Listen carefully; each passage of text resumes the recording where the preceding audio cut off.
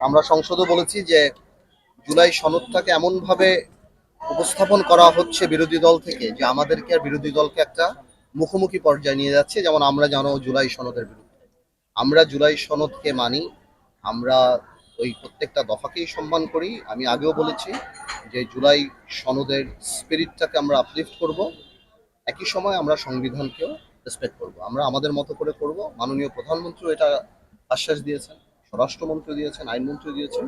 এবং এটাকে নিয়ে বিরোধী দল শুধু শুধু এরকম একটা বিভ্রান্তি সৃষ্টি করা যে আমরা এটা মানি না বা মানবো না বা প্রতারণা, আমার মনে হয় প্রতারণা কথাটা অনেক স্ট্রং ওয়ার্ড। ভোলা বরিশাল সেতু তো অনুমোদিত হয়েছে।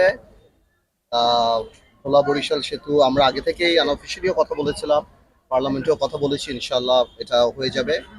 সামনের সরকার নীতিগতভাবে সিদ্ধান্ত নিয়েছেন এবং সামনের খুব শীঘ্রই ইনশাল্লাহ একনেকের মিটিংয়ে এটা প্রুভ হবে।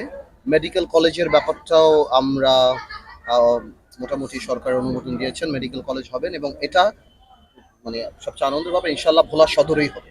আমি এটা ডাবল কনফার্ম করেছি, ইনশাল্লাহ ভোলা সদরেই হবে। এবং আমরা চাই এটা এমন একটা জায়গাতে হোক যাতে ৩-৪টা ইউনিয়ন বেনিফিটেড হয়, বিকজ একটা মেডিকেল কলেজ হলে সেখানে ইনফ্রাস্ট্রাকচার ডেভেলপমেন্ট হবে, আরো অনেক কিছু হবে। তো আপাতত তো এই ৪২ দিনে এই দুটা অর্জন, এখন বাকি সামনে দেখা যাবে। এখন যখন ব্রিজের কথা হচ্ছে, ন্যাচুরালি ইনভেস্টররা অনেক বেশি ইন্টারেস্টেড হবে। ভোলার আম, সম্পত্তির দাম বাড়বে, ভোলার জমির দাম বাড়বে, ইনফ্রাস্ট্রাকচার হবে, কমিউনিকেশন বেটার হবে।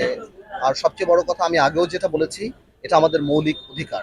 আমরা একটা ভৌগোলিক কারাগারে, এটা কোনো, আমি যখন পার্লামেন্টে কথা বলছি, এটা কোনো রড শুক্রি সিমেন্টের দাবি আমি করি নাই। আমি দাবি করেছি আমার অধিকার, আমার সাম্যের অধিকার, এবং আলহামদুলিল্লাহ এটা সরকার অনুমোদন করেছে।